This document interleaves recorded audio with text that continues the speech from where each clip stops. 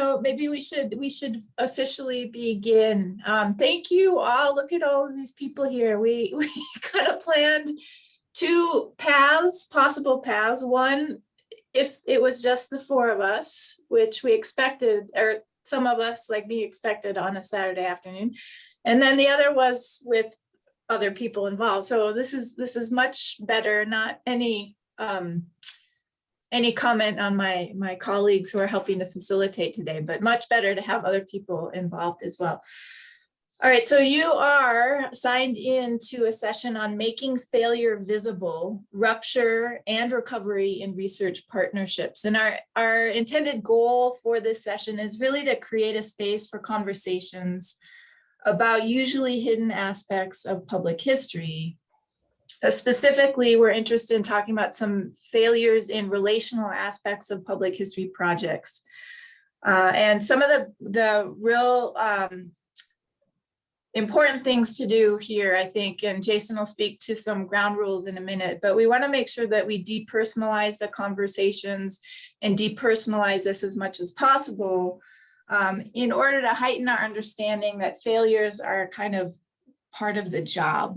It just happens when you're working with other people that challenges arise, pain happens, and sometimes it's worse than others, but it is kind of part of the job of working in collaboration with other people. We also want to identify some tools and strategies for recovery that we might apply in our own present or future projects. So we've all had these experiences and we've all learned from those experiences, and now hopefully we can learn from one another. Just a quick overview of what we're going to do over the next hour and a half is after Jason introduces us to some of the ground rules, the four facilitators of this conversation will present very brief overviews of some of our own failures in some public facing and public oriented humanities and history projects. And then we're going to ask you to do the same in a particular way that we'll get to a little bit later on.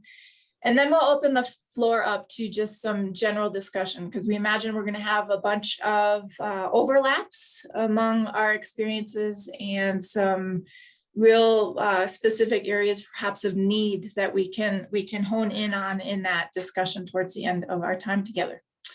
So I'll pass the mic over to Jason, who will take us through the next step of our project. You're muted, or we can't hear you.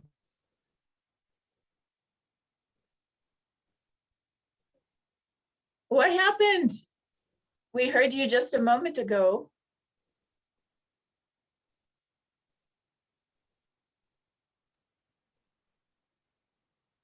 Nope. What a great way to start with a little bit of failure. Good point. Very good point. How's that? Better? Yes. Good.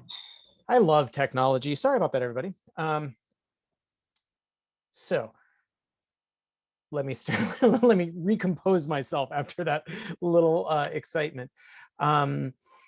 I wanted to make a side note here to Cindy and my other co-leaders here that I'm just reading the names, and we actually don't have a ton of people. So we might not want to use breakout rooms. Like there's a lot of doubling across the names. So just a side note. Let me give us some ground rules, and I'll keep these brief. We're building on the NCPH kind of code of conduct and thinking through those guidelines and the ways they might shape our conversation. We're encouraging open and transparent conversation that is also safe. Right. So let's keep that in mind. What we're going to also try and facilitate some avoidances. What we're going to try to avoid is discussing the general brutality of academia. We've all had failed job searches, and we're not going to talk about those. We've all had publication rejections. We've all had poor assessments. And those are realities of the academic sphere, and they hit each of us in different places at different moments, but we're going to bracket those today and talk about failures in relationship, in the relational aspects of public humanities projects and among the different kinds of partners and stakeholders that, that participate in our work in those spheres. So we're also going to try and avoid venting and gossip and non-constructive disruptions of various forms. To those ends, we don't anticipate that this is going to happen, but moderators are going to reserve the right to redirect conversation, interrupt as needed, and so on. So those are our basic rules, and we're just trying to encourage civil discourse here and make it as productive and sort of structured as possible for all of us. Thanks.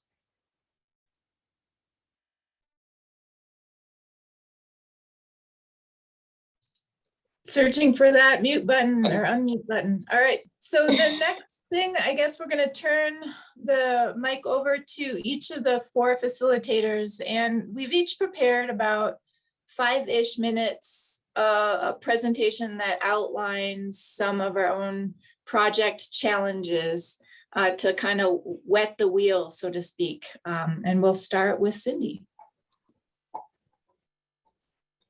Okay, so I'm Cindy Prescott. I'm a professor of history at the University of North Dakota in Grand Forks, North Dakota.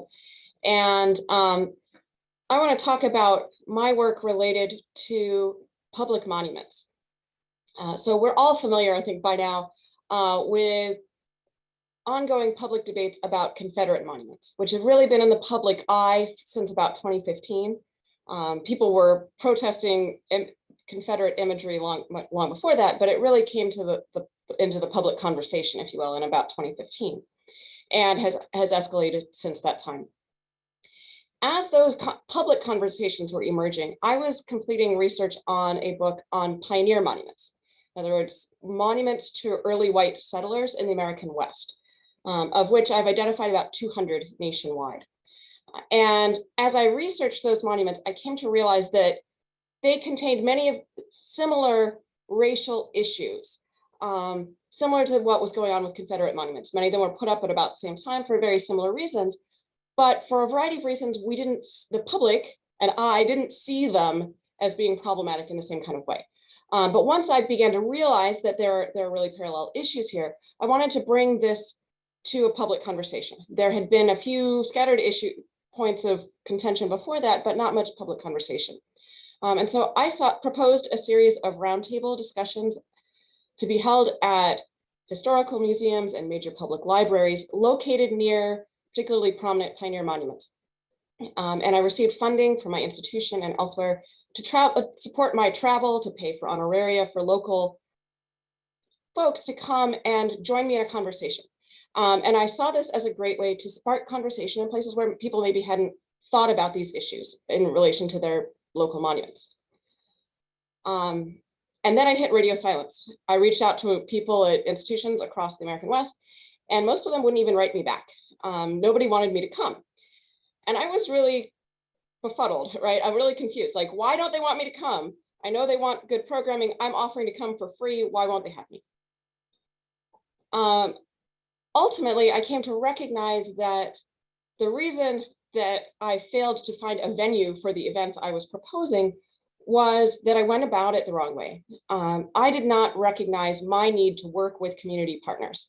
So I saw myself as a one-woman show, an academic who could come in and sort of start the conversation without realizing that public conversations work differently than do conversations in a university classroom. And so I had to learn different ways to initiate the conversation in order to make it effective. So I'm going to touch just briefly on lessons that I learned in the process. First of all, I learned that I need to respond to the felt needs of the community where I'm wanting to reach out. It can't be me saying, hey, I've got this issue and you should care about it, right? It needs to be in response to where they already are, responding and maybe nudging them a little bit further, right? And seeking to serve the needs of that community rather than serve the needs of my academic life. I learned that I needed to build relationships, that I needed community partners and I needed professional partners with public humanists who are doing this work, the community engagement and education professionals at these museums and libraries where I wanted to speak. They're the gatekeepers, and they're also the people who have the connections to make this happen. I didn't have those connections early on, and so I learned to reach out to my colleagues, professional colleagues who had at least one foot in academia, but also a foot in the public realm, and asked them then to connect me, to help me to network, to build the relationships that I needed to connect with those institutions. And those institutions then in turn were able to connect me with the communities that I was trying to reach. And I also learned to work within established programs, established speaker series. I worked with an existing program to connect with K-12 teachers who could then develop lesson plans that I could publicly share using skill set that I lacked in curriculum development for middle school and high school students. And so by learning these lessons, by acting on these lessons, then I was able to actually set up and engage in public conversation precisely at a moment when these conversations were really emerging on a national stage in 2019 and 2020. The barriers remain. There are gatekeepers involved in this process every step of the way, particularly gatekeepers for each of these public institutions. And in some cases, I was able to work with them and partner with them in really effective ways. In other cases, I never got a foot in the door, or even if I had a connection there, that person then wasn't able to get past the next, whatever the next level of gatekeeping might be. I also began to realize that the approach that I was taking was allowing me to have really fruitful conversations with a small group of people, which I started to think about as preaching to the choir. Right, the people who come to hear me talk about race and pioneer monuments are people who are already thinking about these things. They're not necessarily the people who haven't thought about these things, which is who I had originally set out to reach. And so I'm having to rethink sort of what are different approaches to reaching different publics that have different needs and different interests, and learning to meet each of those groups where they are. So still very much a work in progress, and I will stop there for now and turn it over to Rebecca. Are you going next? Me. I'm next. Hello, everybody. I am Rebecca Wingo. I am the Director of Public History at the University of Cincinnati. And I just wrote a book called Digital Community Engagement that does sort of lift the hood on a lot of these projects that have community components and also digital components. And the book is full of all these successes. So today I'm going to talk to you about some of the failures, perhaps only in my own project and not my contributors' projects. So my most popular community project has by far been my work with the Rondo community of St. Paul, Minnesota. And Rondo is a predominantly Black community that was intentionally bifurcated by highway construction in the 1950s.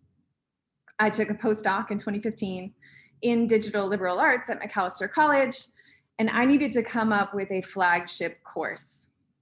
I partnered with Rondo Avenue Incorporated to run a history harvest. And briefly, for those of you who don't know what a history harvest is, it's basically a digital archive, but the objects in the archive are community heirlooms and memories. There is no acquisition. And on one single day, people bring out their objects of significance, students record their stories, and then we upload everything to an Omeka site. It's really quite moving. And it was a roaring success. RAI invited us back to run 2 more, and then I worked with students to make a map of the businesses destroyed by the highway.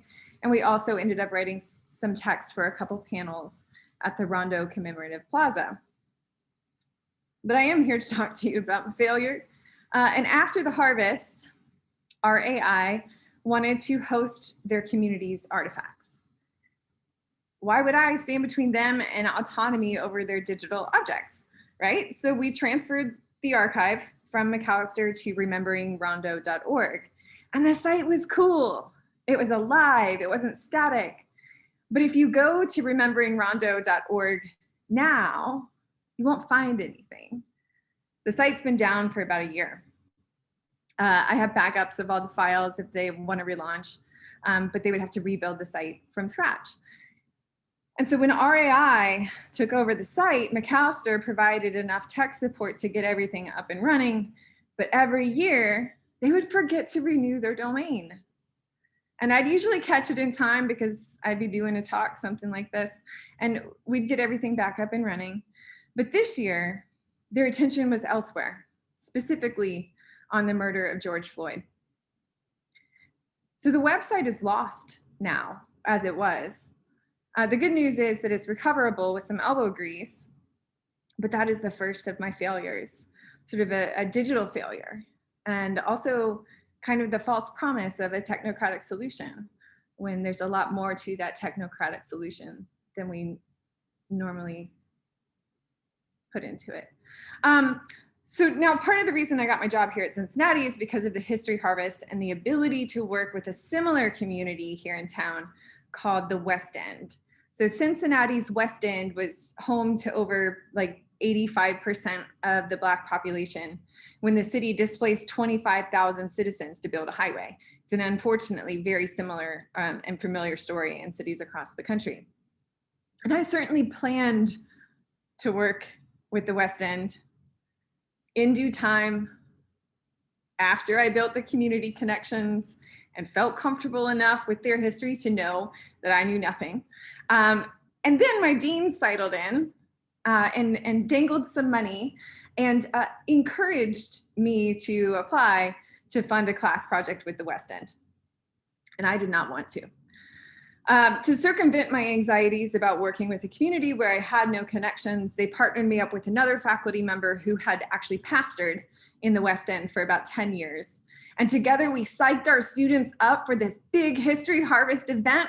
And then my co-instructor spent the entire day calling people individually and begging them to come. It was exactly the failure that I anticipated.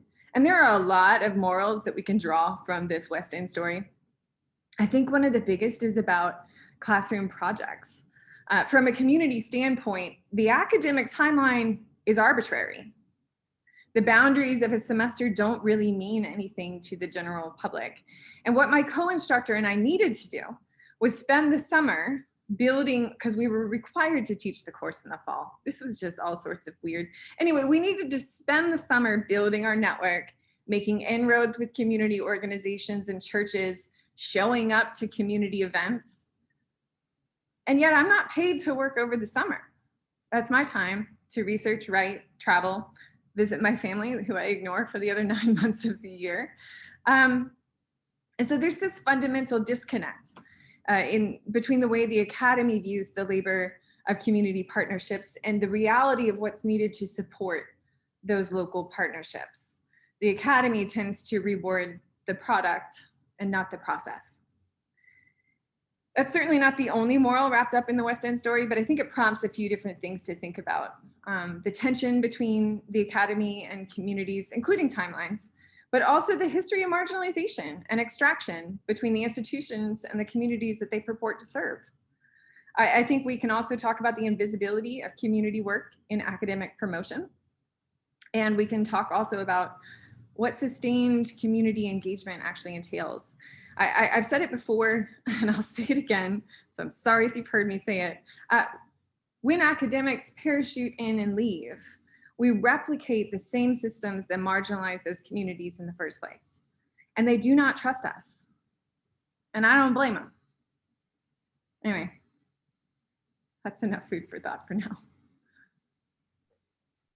Well, I will step in and try and offer us another layer to this story. I'm Jason Cohen. I'm an associate professor of English at Berea College.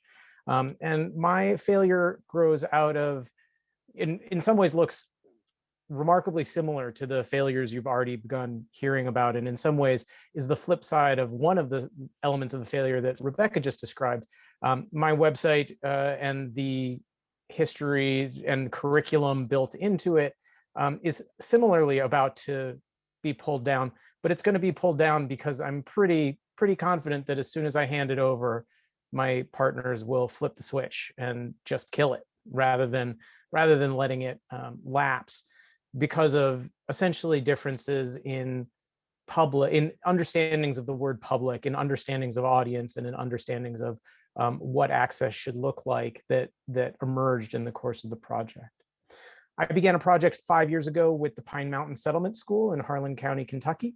It's a venerable and fantastic institution that starting in 1913 was a settlement school, which was a residential school in a model across Appalachia, largely funded by Boston Brahmins and New England philanthropy, and intended to enrich the educational and economic prospects of the mountain youth. That philanthropy had other implications, including health outreach and infrastructure development and so on. And so the school ran as a residential educational institution until, in various forms, in a couple different forms, until 1968, at which point it transitioned to medical and day school until 1974, and since 1975 has operated as an educational and cultural heritage consultancy. So it's the place where you might go if you're a child in the area and have a day trip to check out native botanicals or to do stained glass work and so on. And they run a variety of educational programs for a pretty wide range of audiences to this day. Their archives were what I partnered with them to work on. And they have, since 1999, been building a really amazing volunteer website based on a WordPress installation that started out as some, incredibly dedicated ladies sitting over coffee and tea and digitizing a couple images and then writing a web page about the story of those people that they had just digitized the materials from, focused on their images and letters and typescripts and so on. And over the course of 20 years, that commitment and that WordPress became 2,200 pages with over 30,000 embedded objects. And it became really difficult for them to manage. So as I was working with them, one of the areas that we agreed they could use some help, so in conversation and in collaboration, was in giving them a more stable, more standardized web access, right? A database that could actually serve as a collection management tool.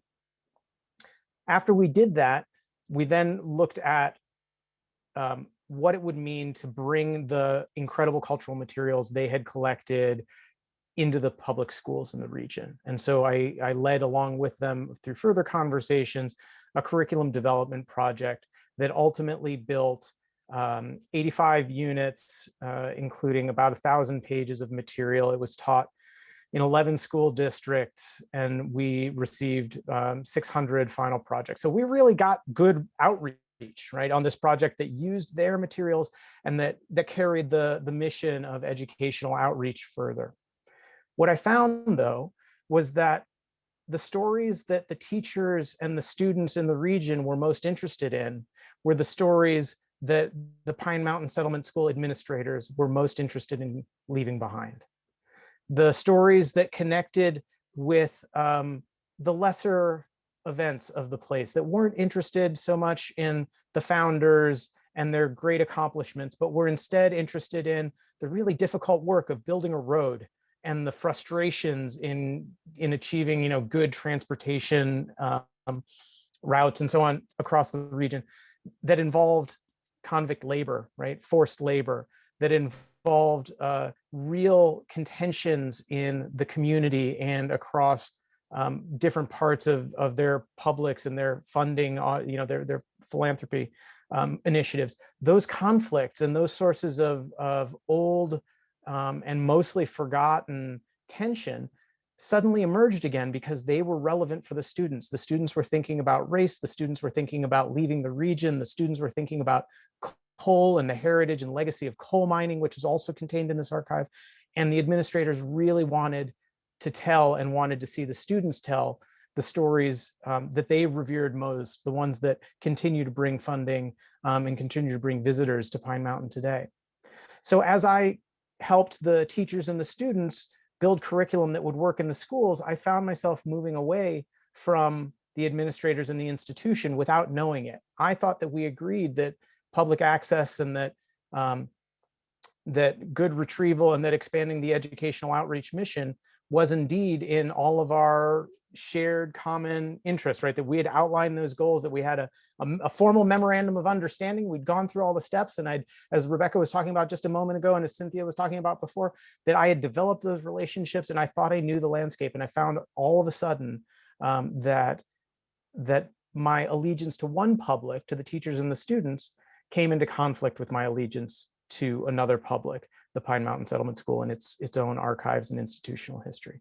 So I could say a great deal more about this, but the project raises some real questions, raises questions about access, about whose access is valued and prioritized, and whose is covered over or silenced, the ways in which access and control are tied together, the ways in which membership inside and outside of communities can define how that work happens in our public outreach initiatives.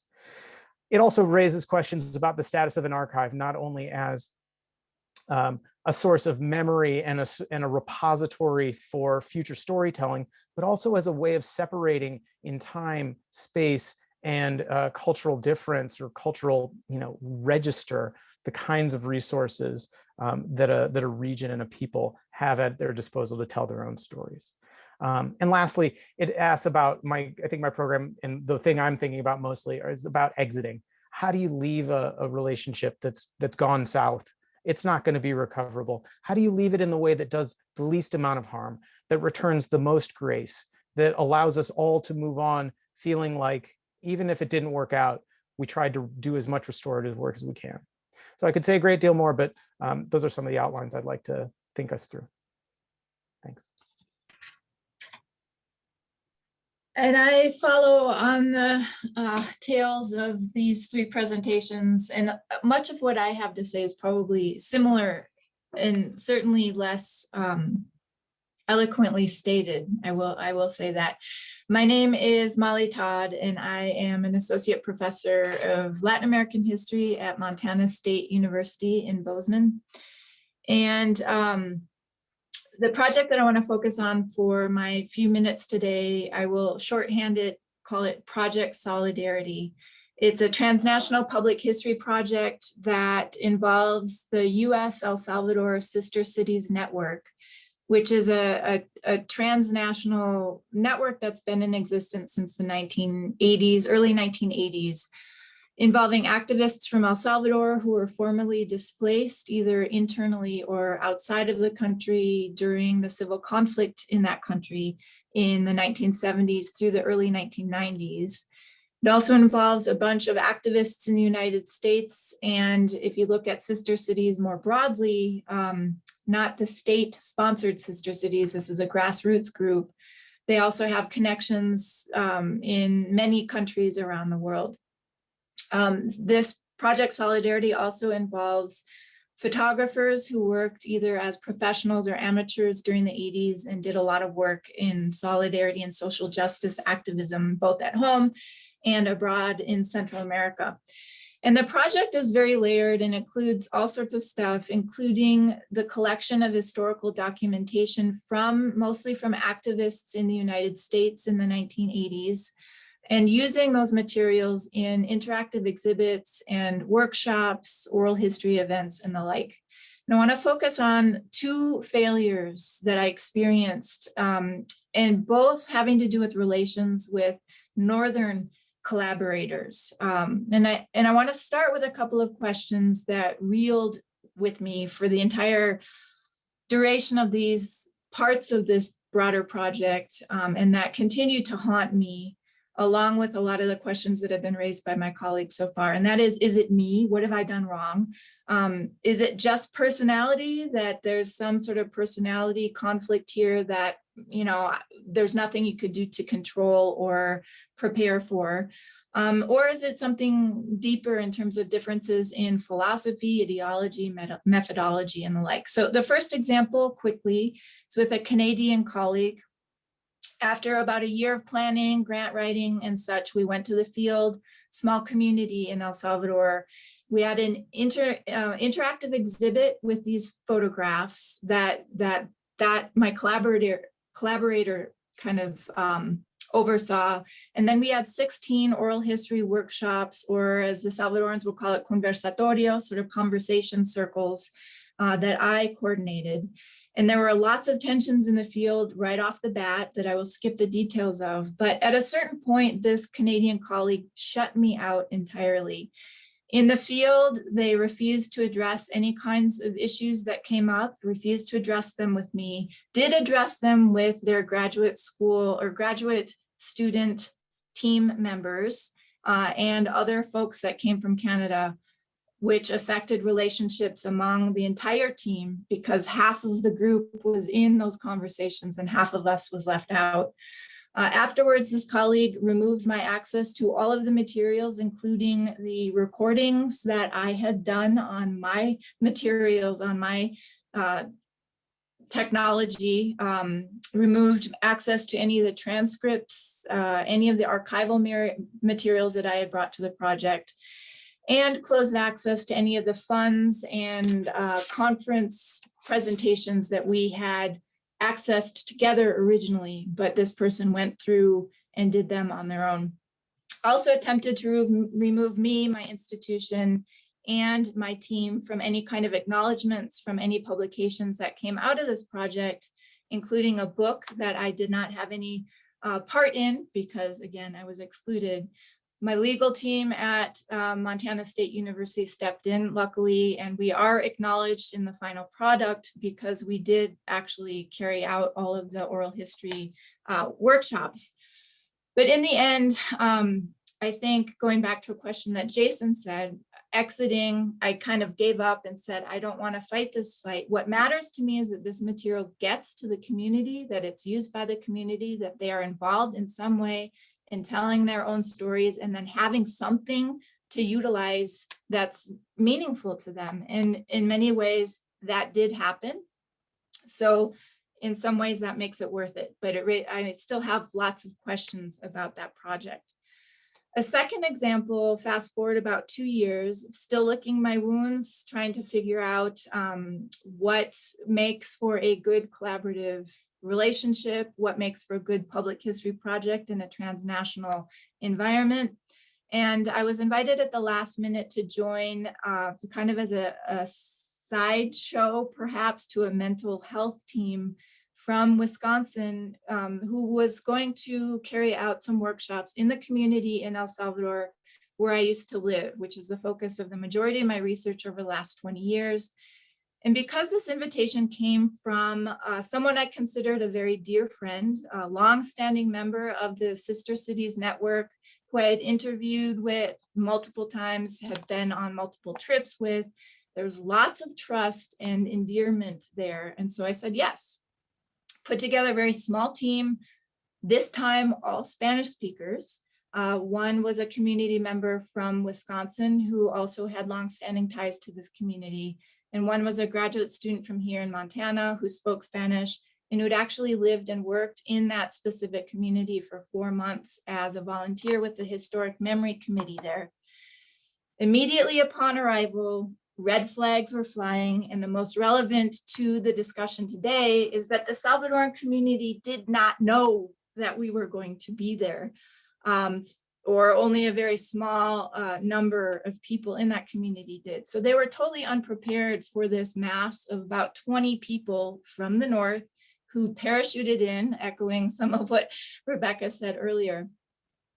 And the Northerners' expectations was that these rural farmers at harvest time would rearrange their entire schedule to do mental health workshops, movement therapy, oral history workshops, that they'd play tour guides to take all these newbies who'd never been to El Salvador before around to these various sites and basically retell the stories of war and relive the trauma of war and flight and repatriation. Needless to say, all of the same kinds of questions that emerged in my first failed experiment emerged again with a different kind of ring to it. And today I'm still wondering about, again, going back to the questions that I asked earlier, how much of this has to do with personality? I am not necessarily an extrovert, and I was working with very, very extroverted people who, one of whom, the Canadian, was a narcissist, and I am not trying to be mean here, just a personality type that's very different from my own. The Wisconsinite was a revolutionary who was very, very committed to making sure the story of the revolution did not die, and wanted everybody to kind of relive that and make sure that it did not pass into oblivion. I wonder about the methods, the Spanish-speaking abilities of the folks involved, the awareness or levels of cultural sensitivity, largely based in language abilities and time spent in El Salvador and in these rural communities.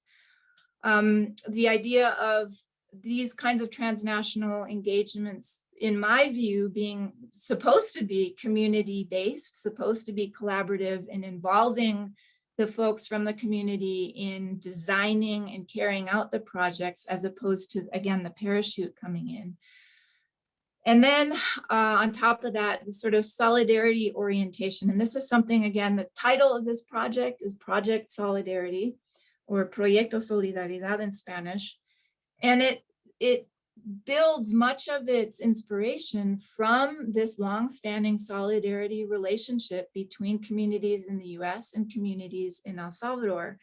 In my view, and in the sort of theoretical view of people who've been involved in this network for decades, is that solidarity is about horizontalism. It's about building relationships of equality, even being aware of the north-south dynamics and trying to reverse those, or trying to somehow put a wrench into that typical sort of north-south dynamic and make it much more equal. But as an intellectual, as a scholar, and this goes back to something Jason said earlier about his own experience, I understand that solidarity is based on uneven relationships. So as much as we want to have horizontal relationships, as much as we want to build equal relationships and engage, invite, and involve our Salvadoran colleagues on an even playing field, there are so many layers of impossibility there. The easiest to point to is technology. Without internet in the rural areas, at this point, how do you engage on an equal level? Anyway, so in some ways, I wonder, is something like this doomed to fail? You have this ideal project, ideal relationships, and then it never lives up to the ideal. So how do you exit from this kind of thing? Again, going back to Jason's question, with grace. There's a lot more that I could say, and I know that a lot of that was somewhat disorganized, but in all reality, I'm still licking my wounds and still trying to figure this out. And so for that, I'm super thrilled to have all of these folks facilitating with me and all of you in the audience. And so rather than have you be in the audience as listeners, we'd like to open it up to you. In the information about the roundtable, we invited you to prepare some comments, about 2 minutes or so, that introduces yourself and your experience with your project in terms of failure, what happened, and what the impact of those experiences have been for you, how it might have changed your approach to your work, any lessons that you learned from that. So with that, I'm going to post these questions, guiding questions, in the chat. And we'll just open it up and see if anybody wants to add on and see where we go.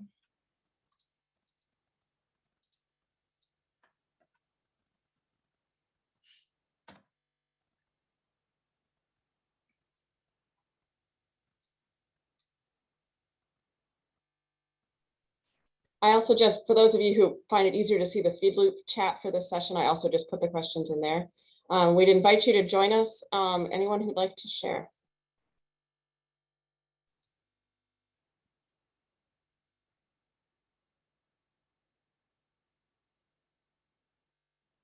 Feel free to add something into the chat if you prefer that round, or your internet is not as strong as it is in other places.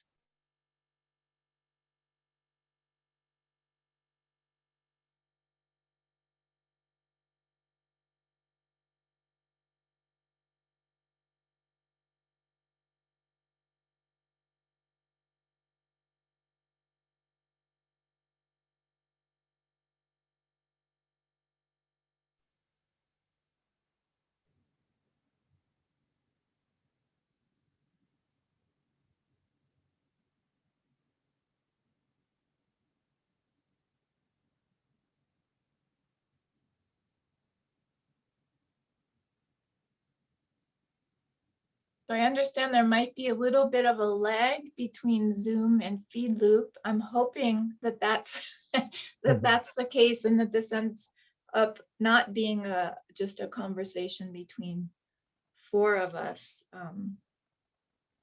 So please do chime in and introduce yourself. Let us know your own experiences with this kind of stuff. And can I jump in? I mean, I think we also recognize this is perhaps a slightly unusual or less usual format for presentations.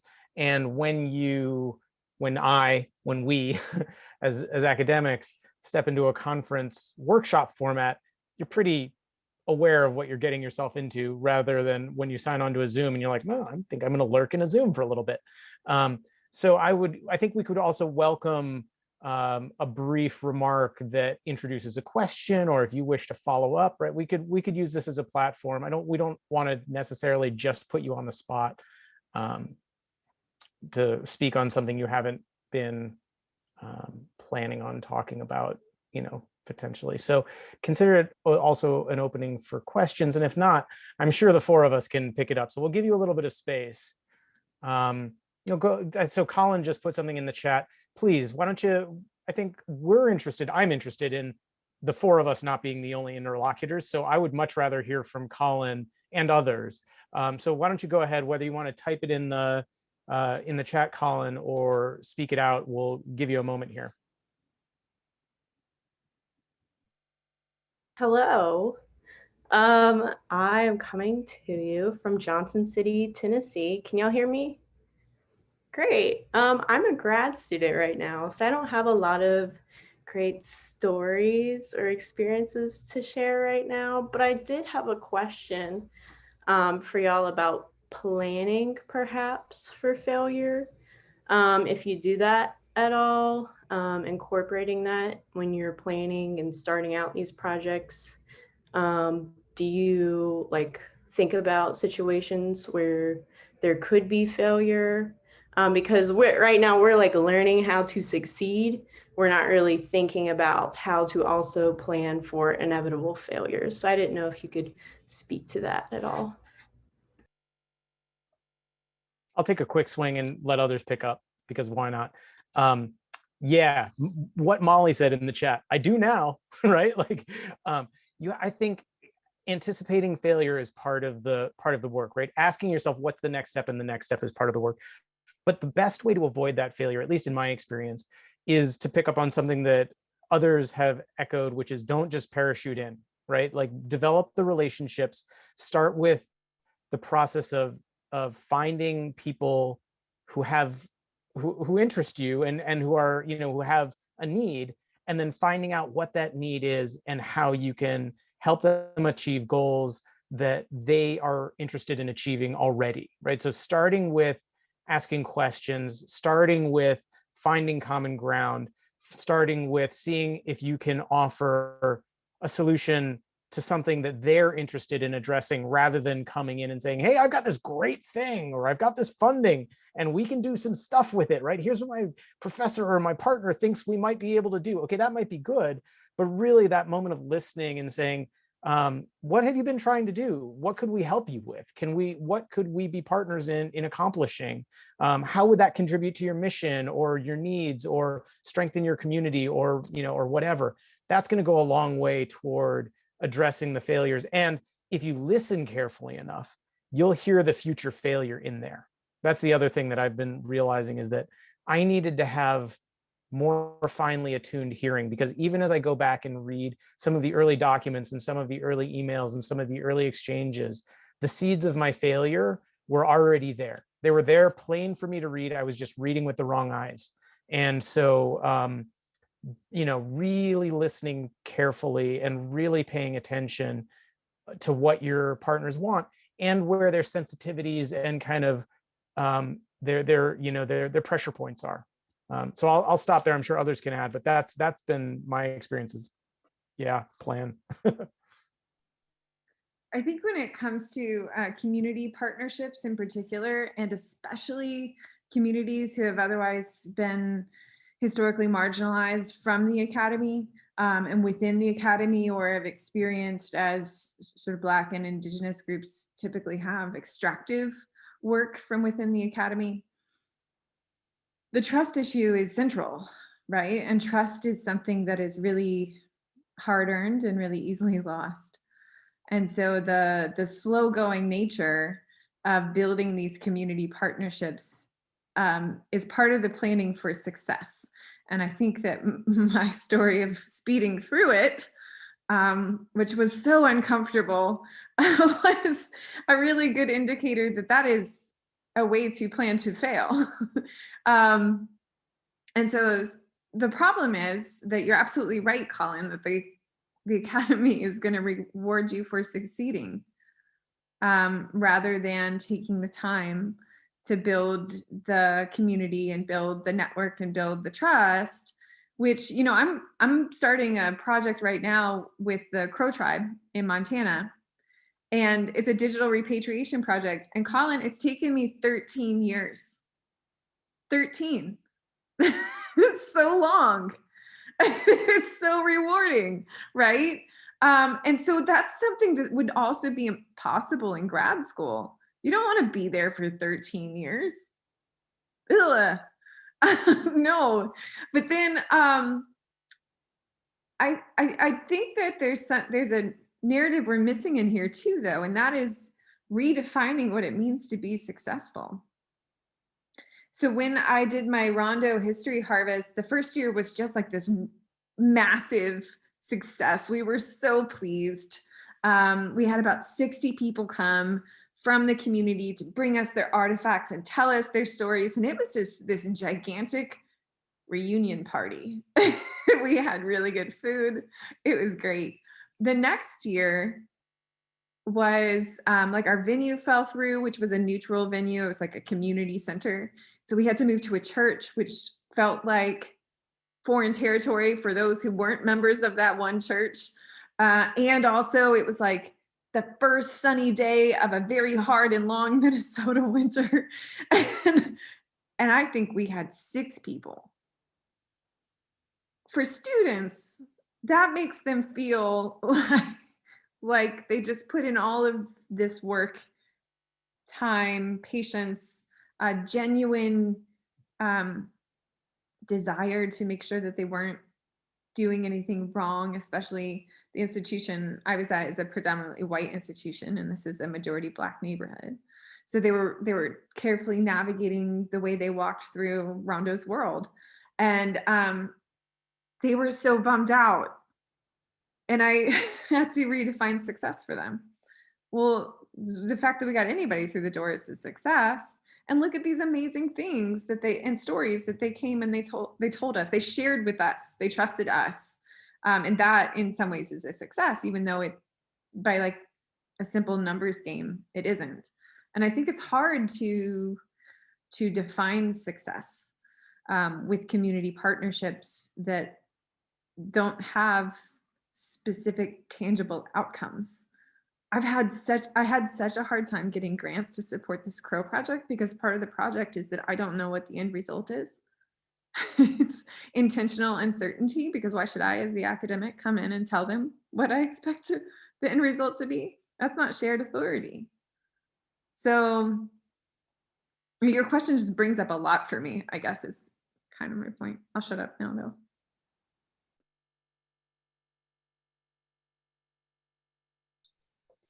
So Jada asked in the Zoom chat, any coping strategies for when you're in the midst of a failure? You know the project is a failure, but there is nothing you can do about it. I think that's a really good question. And just jumping off of what Rebecca said earlier about redefining the meaning of success, I think most of these kinds of projects, whether you're working in the United States, in a community very close to home, or a little bit beyond your normal circles, or if you're working internationally, you have to be adaptive, you have to be flexible, again, because you're working with other people every step of the way, the collaborators in the project, the participants in the field, if you want to define it that way.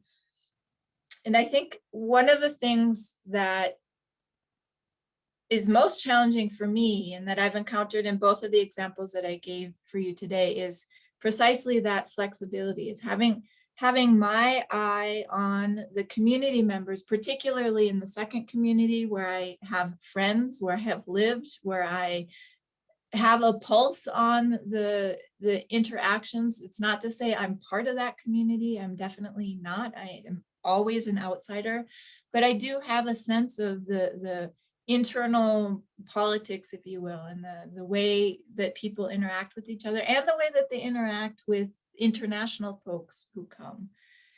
And being able to see that and identify that, but also be part of this white group of folks who just sort of parachuted in is against everything that I thought that project was going to be based on the people I was working with and what I'd been told. And then I arrive, and as I said, all the right red flags are flying. In some ways, you just have to write it out. And as much as possible, while I was super concerned about damaging any of the 20 years, going back to what Rebecca said earlier about taking a decade or more to build relations, I've been with this community for over 20 years. And my concern was, here I am with these typical gringos coming in and being loud and obnoxious and taking over, directing everything. Is that going to screw up any possibility of me being as much a part of this community as I can be as a visitor and as a collaborator with them? And as much as I was able, I spent time with the locals rather than my research partners, if you will, to distinguish myself as I want to be identified as a Spanish speaker and someone you know, and that you can have a conversation with me. And let's talk about the weather. If we don't want to talk about what's going on over there, that's fine. How's the harvest going? How are the kids and grandkids?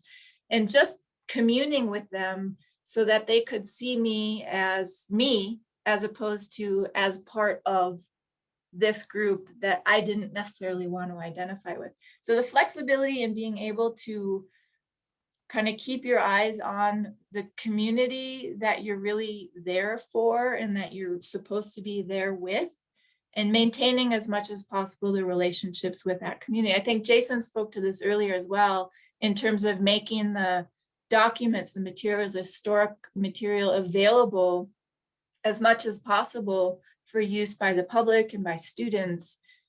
You know, damn the gatekeepers. If that material is out there, or if a relationship is maintained as much as possible through the tensions, then that matters, and it can carry you to a second phase or a new project, perhaps. And that's sort of 2020 vision. In the midst of it, it's like, what do I do now? Right. The question, I'll pick up on this. The question that when Jada is typed that in the first place, I was like, strategies? You mean other than a bottle of red wine? I mean, is there any other way of dealing with these things? Because to pick up on everything that Molly and others, I keep coming back to Rebecca's comments because they resonate with my own, right? That when I was working with my team, I was giving all, like, the more, I'll give the moral of the story first. Yeah, I should be choosing bourbon. It's absolutely true. I do choose bourbon, but that's not an either or, that's a both and. That, you know, radical integrity and honesty and communicating clearly about what your intentions are and then following through on those, even if ultimately the trust is going to be a real problem in the relationship. For me, I want to have the integrity of knowing that I did what I said I was going to do. I did it to the highest level I had the capacity of achieving, and I followed through with all of my major commitments. So when we gave them a content DM database that was clean and had real metadata and so on, we handed over that material to them, and that was in a written agreement that we had all worked on. So one of the tools I would say that should be in everybody's toolbox is making sure you have formal agreements, right? Like informal agreements first, conversations, emails, all of that stuff. But at a certain point, you really need, or I needed, to scope what was the work product, what were everybody's responsibilities on the team, what were people going to be held for, and what were they giving and what were they getting, right? The costs and the benefits, essentially. And so when we had that outline, and when it turned out that my partners didn't like that because it meant that things were more accessible and more findable and more widely disseminated and so on, and so I don't think that they drove traffic away from them, and we've got metrics to prove that, but that was the perception anyway, regardless of the fact that it wasn't, sort of empirically true or empirically accurate. I still lived up to my word, which was that I handed the material back over to them because I was worried deeply about the kind of the language of extraction that Rebecca used earlier is the language of Eastern Kentucky, right? Like the coal extraction, timber extraction, land extraction. One of the first large landowners in Kentucky was George Washington. He owned 275,000 acres, right? And it was timber. He was building ships and making money on the shipbuilding eventually for the war effort. And so they are keenly aware of the extraction industry, and sort of knowledge and cultural extraction is part of that. And so, I knew that I couldn't be a part of that. And so even though they perceived that what I was doing wasn't in line with what they wanted ultimately, I had to live up to my word. And so that's been the same story that's led me to hand over materials, even if it's not in my own self-interest ultimately. So I think that radical integrity and radical honesty are two of the tools that help me personally and sort of in terms of academics get through. And then the written materials is a sort of tool or a resource that I would call upon when the failures are happening, but that has to be in place already. So thinking about that in advance has been really crucial for me. I really, just very quickly, I really like this idea of radical honesty and radical integrity. And I would throw onto there also radical transparency, which has been one of the key parts of, even when I'm slipping or my students are slipping or something else is slipping, I'm just, hey, just so you know what's happening over here. And that's always been really helpful, because I find in those moments too, if the community is interested in your success, which you hope that they are, they will find a way to support you in much the same way you've been seeking ways to support them. Can I ask you a question, Rebecca? Your comment about slipping, I think that term is really, really wonderful. And the idea of radical transparency, I'm all for it.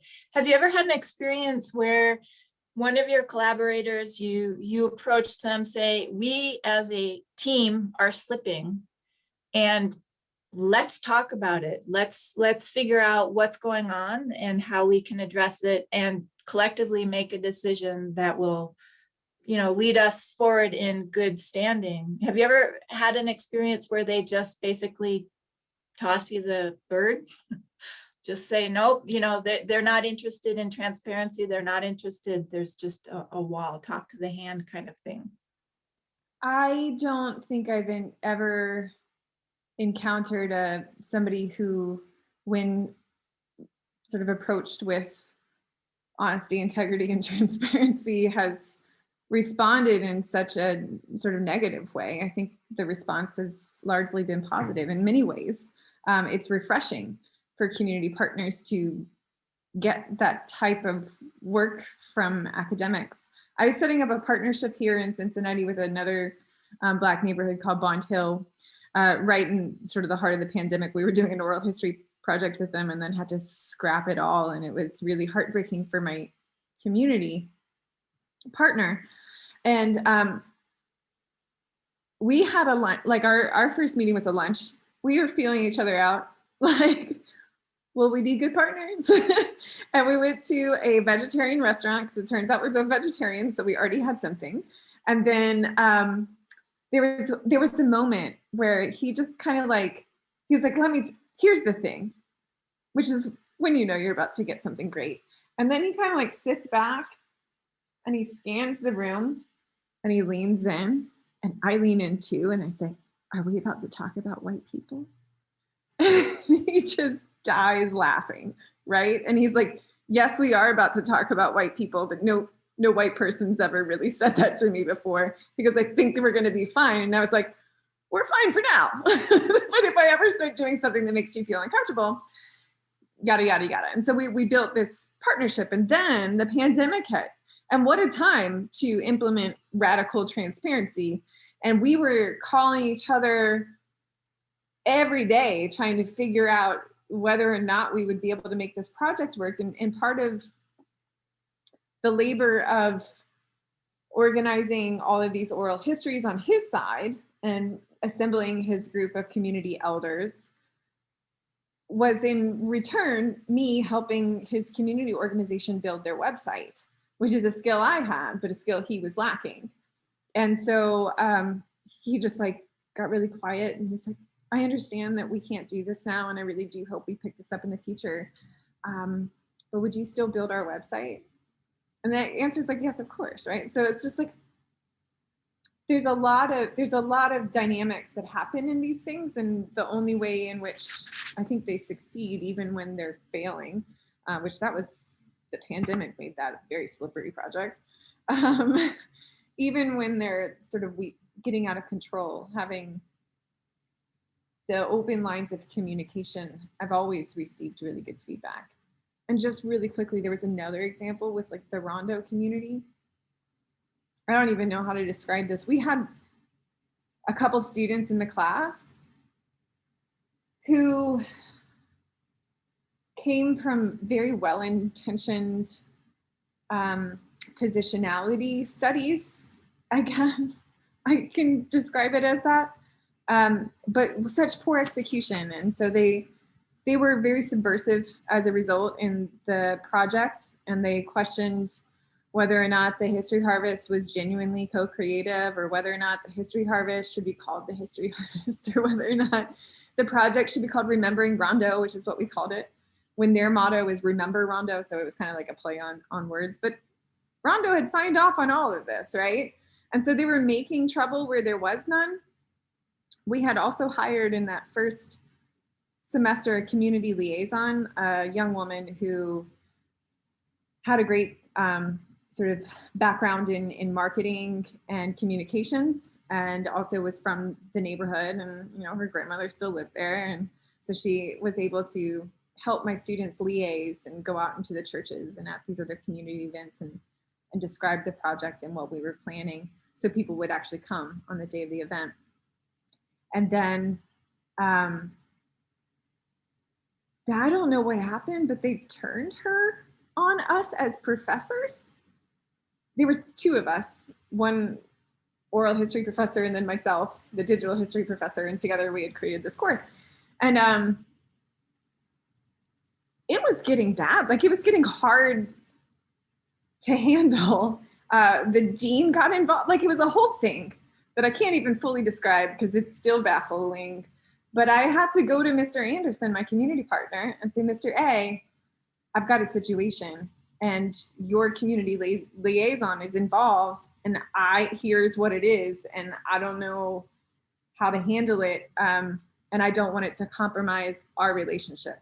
Like, we're gonna handle our students, that's fine. We don't need to handle your liaison. She's still doing work, that's fine.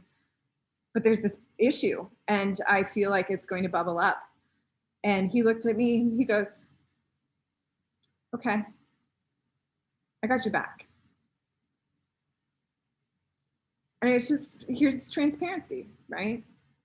If I had not told him about it and just tried to wrangle those students on my own, I don't know what the kickback would have been, because they really did cause a stink. They wrote to him also, and he was just like, hey, Rebecca, I got this note, you know? And so we relied on each other. And he also wanted the project to succeed. And he knew I did too, right? So anyway, I'll stop. So I guess your response leads to a question I have, I guess, and I'm thinking about Cindy, who found left and right and a lot of people saying, no, we're just not even responding. And to other folks who are on the call today, I wonder how where does status come in here? I mean, with Rebecca's comment about the students or the community liaison turning folks against you all as professors, that there's a status thing there, age thing perhaps, maybe a race thing. In my own experience, there's definitely, at least with the narcissistic Canadian, definitely a status thing going on there. Cindy, do you see any, are there any themes in the no's that you got or the silences that you heard in your work that might, I don't know, help explain some of that in terms of status or politics or whatnot? I think a lot of it is about, well, let me back up a second. First of all, I'll say that I think a theme in all of the stories we're sharing is that all of these public projects have huge degrees of power relationships going on and so many different levels, right? There's power relationships that we're navigating between our institution, academic institution, funding institutions, right? On sort of my end, here are the things I thought I had to deal with, right? But then there's, in my case, it's power relationships between me and the people who are organizing, who would host me as a speaker, right? Whoever that person or those individuals are, what they want versus what I want, and then their audience and multiple audiences that I wanted to reach, they wanted to reach, but we didn't necessarily have the same vision for who we were trying to reach. And so there's this power relationship, and to nod for a moment to a common reading that Molly shared in the session information, that's talking about failure in a different kind of sense, but focuses on relations of reciprocity.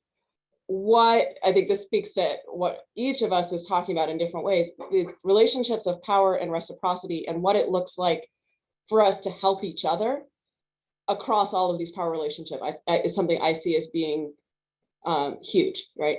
It's also about so power, and then also what you know and don't know. I've been involved in follow-up conversations the last few months with a couple of the people where I successfully gave presentations, and it was well received by the institution. Not necessarily a huge audience, but it was well received with my contacts, right? And I went to those people and I said, you know, I want to know what was the long-term impact of my being there, right? Because I very much am guilty of parachuting in and leaving, right? I show up, I speak for an hour, I answer a few questions. In some cases, I was able to take them on a walking tour and have another conversation for another half hour. And then I fly home, right? And then I don't know what happens after that, right? I try and read the local paper, but I don't know in all these locations. And so I was asking them kind of what's going on with you guys. And they're able to answer that better than I am, right? But one of the things that stood out to me as I was talking with each of those folks, who I'm gonna pause a second and say, people were talking to me about collaboration when I got started this project, and even reaching out, talking about collaboration with Molly and Todd and Molly and Jason in comparison to our projects. I was like, well, I don't have collaborators, right?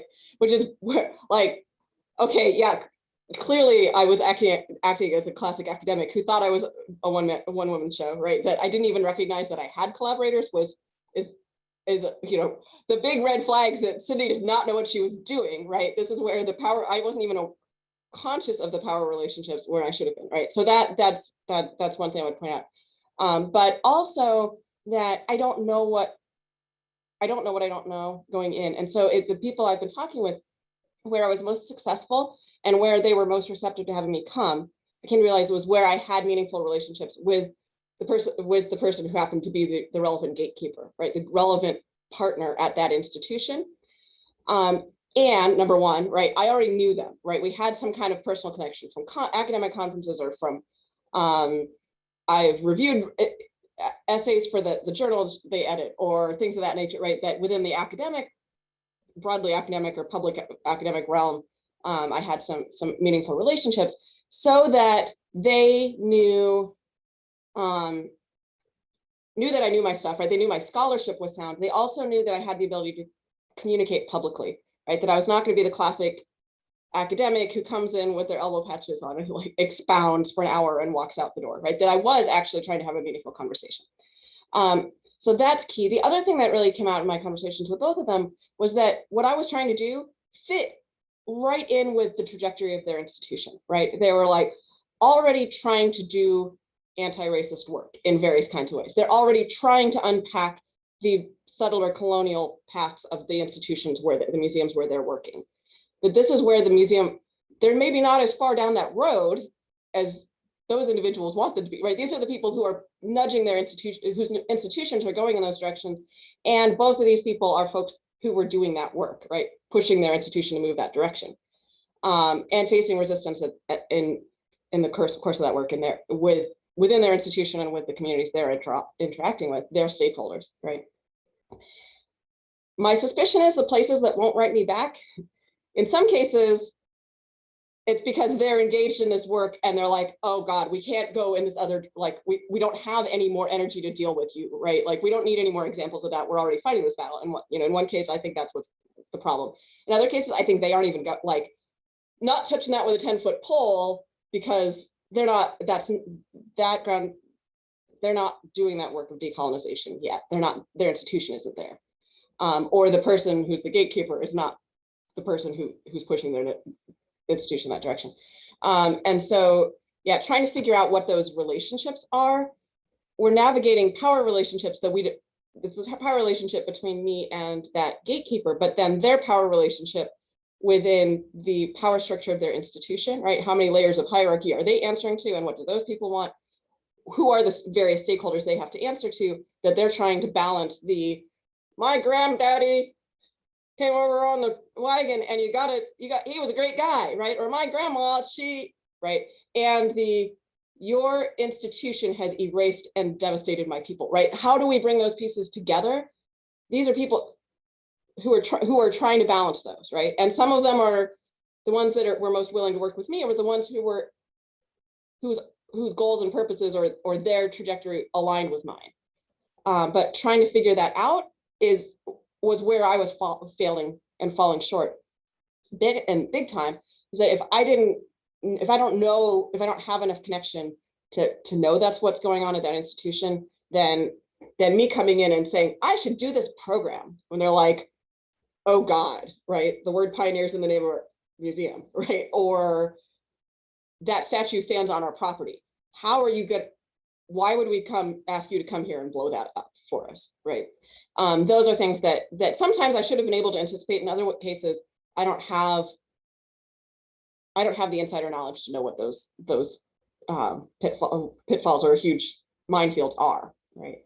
And so that's where the relationship building is so important, and also so fraught in ways that we can't even necessarily anticipate when we step into it.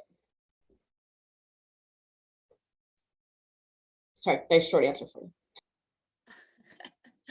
Well, I don't see any more questions so far in the chat, but those of you who are on the call, feel free to throw some questions in there or unmute yourself and ask questions or contribute your own knowledge from your own experiences.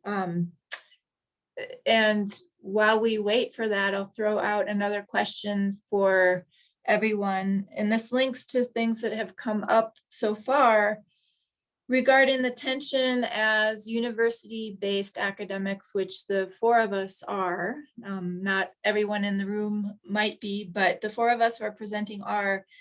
And it's come up a number of times, the tensions between the process, which is so important in public history and public humanities projects, and the pressures of the academic life in terms of having measurable outcomes, which is becoming more and more prominent as administrations come down to counting things much in the same way as they do in the sciences.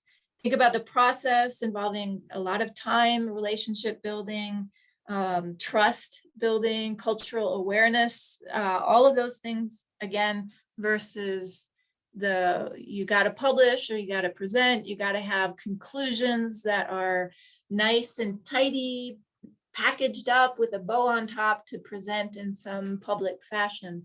How do you all navigate that?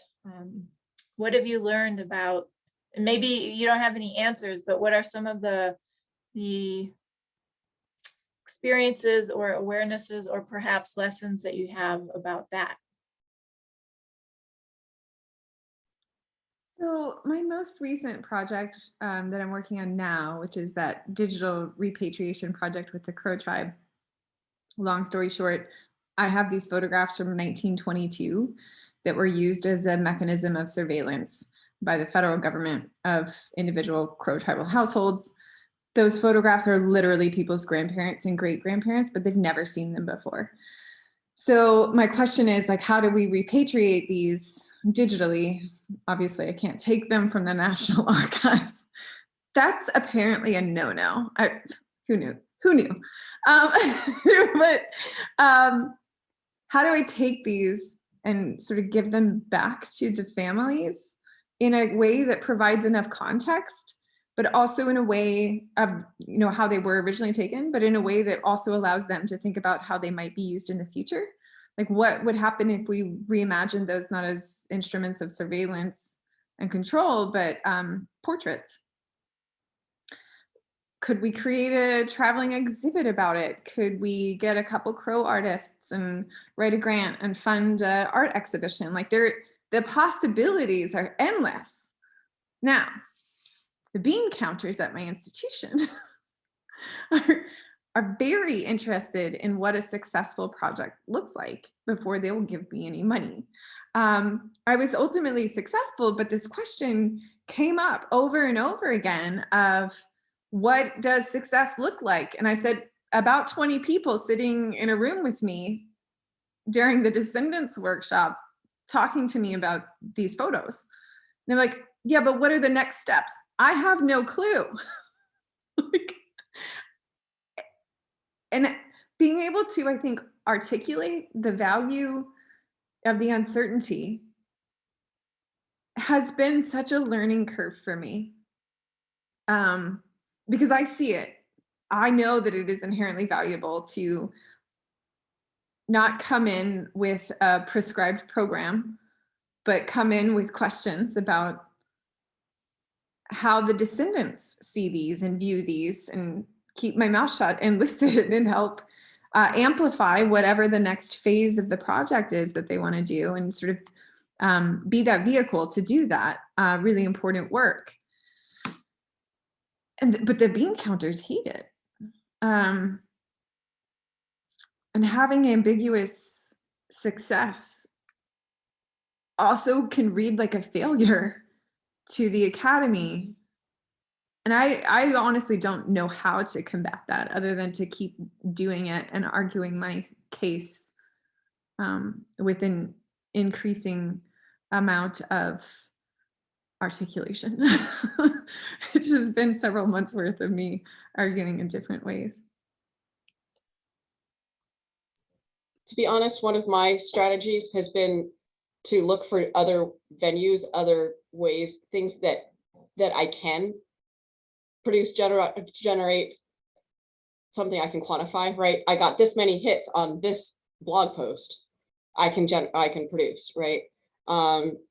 We're working, Molly and Jason and I and colleagues are working on publishing an essay collection on public history projects and what lessons learned in the process of this, where that's something that could actually be useful to public humanists, but it's also something, if it's published with the university press, then it qualifies as an essay, that a book chapter that counts for satisfying my institution, right? So thinking about ways that we can do the things that are authentic to our project.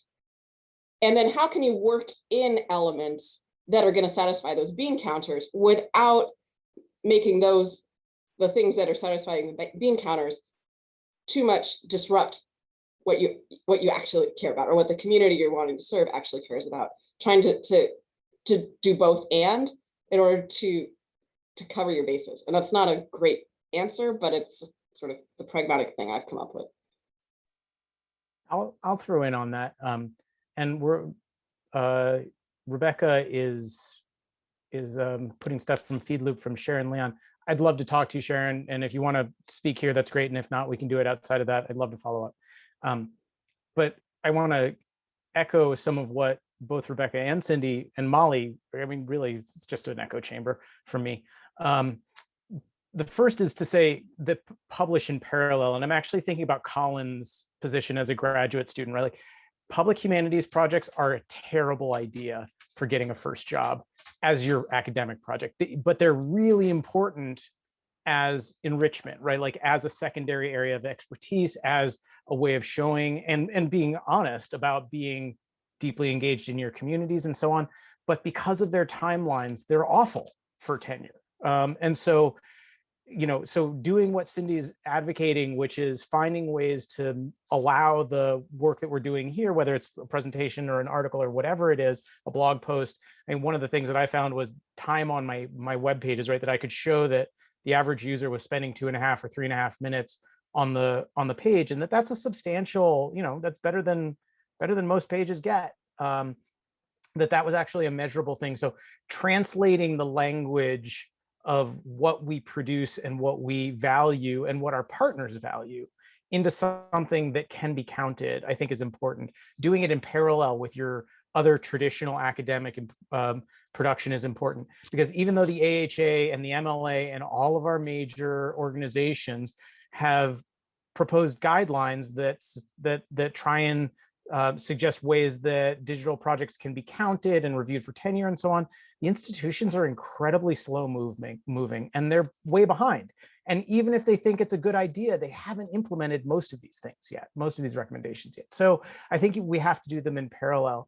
The other piece I would say is that finding a way to be able to carry these objects with you, these things with you. So, just as Molly was sort of commenting on the archive that she's had stripped away from her, and Rebecca's talked about the loss of the web page, and I'm talking about the loss of the archival material that I worked on for 6 years as well.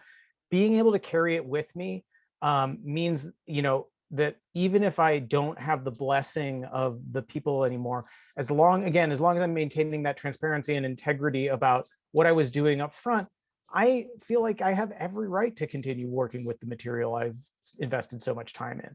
I'm not doing anything bad with it. And so, so not giving up, I think, on some of it, knowing when maybe to turn the page on the partnership, but that doesn't mean giving up on the expertise you've developed, on the ways of thinking that work has helped you cultivate, and so on. And Rebecca's talking about like decolonizing the portrait, and that picks up on one of the things that I just love most is rethinking the ways in which traditional work, like an exhibit that's focused on a portrait, can be reframed. Maybe or maybe not, but can be reframed in a future iteration. I think is really powerful as a way to carry this kind of work forward, even if the relationships are challenged. I think that's a really wonderful segue into maybe a final question, acknowledging that we have about 5 minutes left of our time together. Just a general question throwing out there for everybody in the room, including the speakers today. What are some of the gains that you have made or the lessons that you've learned that speak to resilience and recovery and moving on? And I think Jason introduced us to one of those, is reframing and picking up some of the pieces and carrying on, perhaps in a completely or slightly different way, and certainly perhaps with different people. But what are some of the other lessons or strategies for recovering and moving on, even when perhaps a project is done and you have to start over from scratch, perhaps?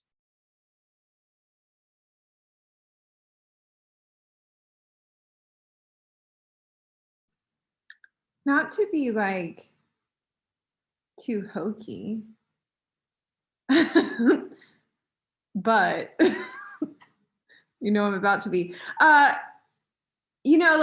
think that working with communities outside the academy and succeeding with them and failing with them and getting projects off the ground with different and diverse folks has literally made me a better human being. And it's also made my students better human beings and better equipped to go out into the world in all of their various contexts, because of course not all of my students are academy bound. And so I really encourage this type of work. And I'm not saying that we can use communities to become better people. That's not what I'm saying at all. But I think that if we open ourselves up to the powerful ways in which we can engage with communities, and communities can engage with us, and we can perform service and enact service, I have a lot of hope for our futures. You know, the Rondo Project and the West End projects are projects about current issues too. It's the history of our present. You know, Philando Castile was from Rondo. We're still facing encroaching gentrification in a lot of our Black neighborhoods, Black and brown neighborhoods. So, I mean, I think that that sort of knowledge and expertise and working with communities in this way makes people better humans in their futures. End of hokiness. There is no end to the hokiness, but we are at the end of our time, just about, unless we have one more thought. It's true.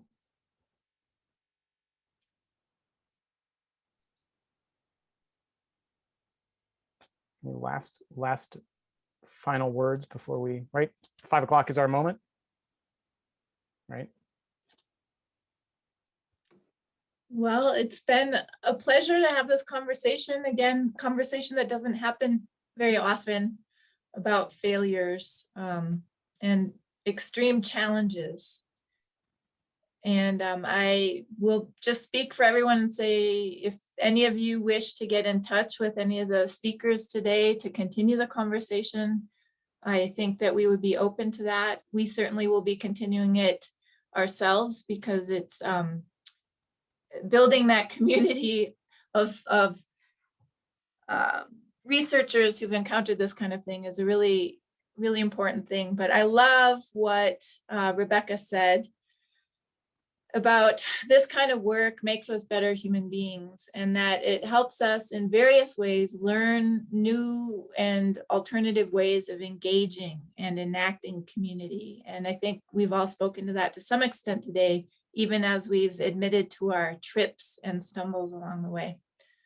So thank you, everybody, and hope that you enjoy the rest of your weekend. And thanks to the speakers today as well. Thanks for being here.